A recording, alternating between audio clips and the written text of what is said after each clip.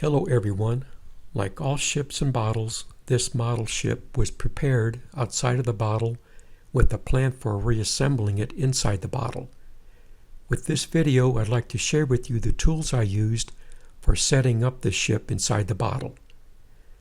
To get a sense of the scale, the hull is 4 3/4 of an inch long, and its overall length is 6 1/8 inches, and it's 1 1/8 wide. The bottle opening that it fit through is 1 1/16 inches. The tallest mast towers 3.5 inches above the waterline, and the yards and mast are just under 2 millimeters in diameter. Here's an overall view of the tools that I use for working inside the bottle. They are around 13 inches long.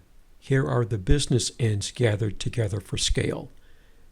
3 of the tools have moving parts, and they're controlled with these wires. A straight pin epoxy to a brass rod tube makes up this tool. It's useful for making adjustments and for placing minute amounts of adhesive in just the right place. It was also used to carry the second half of the hull into the bottle and place it next to the first half. This is how the 1 1/8 wide hull fit through the 1 1/16 inch bottleneck. What makes the ship come to life is the rigging. It was a challenge to come up with a plan for how all of it was going to come together. Threading inside of the bottle became the solution with the use of threading loops. Threading loops enabled these 3 lines to be comprised of a single thread. To reach in and pull the loops for this threading, this compact gripping tool held well with jaws lined with 800 grit emery paper. To demonstrate inside the bottle threading with this tool and the threading loops, this 2 millimeter round toothpick was drilled for a threading loop. Stationary, like a hole would be, for example, the thread is pulled through it. We could do this all day. It can also be done with a loosely held part.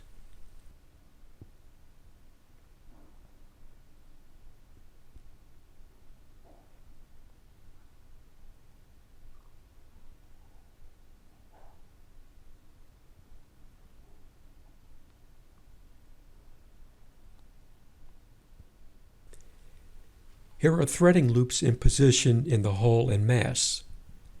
The 3 masts are ready with the rigging and threading loops. Here's the first mast being placed. For placing the mast inside the bottle, this tool was used. The foam block is an adapter for holding the mast, shown as the toothpick here. It carried the mast horizontally through the neck of the bottle, rotated it upright to place it in the deck in practically one motion. This copper wire held the scalpel blade. Typical hobby blades are dull axes compared. This gripper has longer jaws for a deeper reach. This was used to seat things down on the deck for gluing.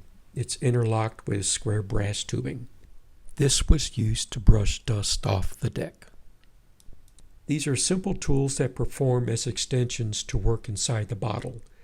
I'm sure they could be improved, but they did what I needed them to. Hopefully this video may encourage someone to build their own ship in a bottle.